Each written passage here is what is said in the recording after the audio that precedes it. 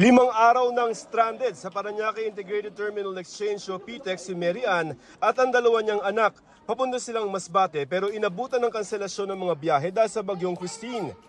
Mabuti na lamang daw at pinayagan sila ng PTEX na maglatag ng gamit sa isang bahagi ng terminal. Nakaligo sa shower area, kahapon pinakain naman sila. Gusto po namin makauwi na kasi ubos na po yung pera namin sa 5 araw. Wala nang pamasahe pabalik. Si Marivic na taga-Albay, balikan lamang sana ang biyahe noong Lunes dahil nagpa-medical test para sa ina-apply ang trabaho sa Qatar. Pero dahil sa bagyo, hindi siya nakauwi at inabot na ng 4 na araw dito sa Metro Manila. Nalaman namin Tuesday, kaya sabi ko kako dapat makauwi agad. Pero canceled na po. Hindi ko po alam kung paano kami makakauwi.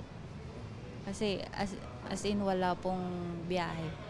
Ayon sa PTEX, 80 biyahe ang kanselado ngayon dahil sa mga sirangkali sa mga probinsya o saradong pantalan sa Batangas. Depende pa raw sa abiso ng PPA at Office of Civil Defense kung kailan muling papayagan ng pagbiyahe. Bawal pa rin ang mga biyahe ng barko mula Maynila dahil nakataas pa rin ang warning signal dahil sa bagyong Christine. Sa Manila North Port Terminal, nagkakaproblema ngayon pa lamang sa nagsisiksikan tao sa schedule sa Undas. Si Jennifer Martes pa nandito sa Pantalan at ilang beses na raw na-reschedule ang biyahe. Hindi na daw kami maisingit dahil fully booked na. So 31 na daw po. Ilang araw pa po kami mag-aantay dito. Sa tala ng Philippine Coast Guard, lampas 10,000 pasahero ang stranded pa rin ngayon sa iba't ibang pantalan.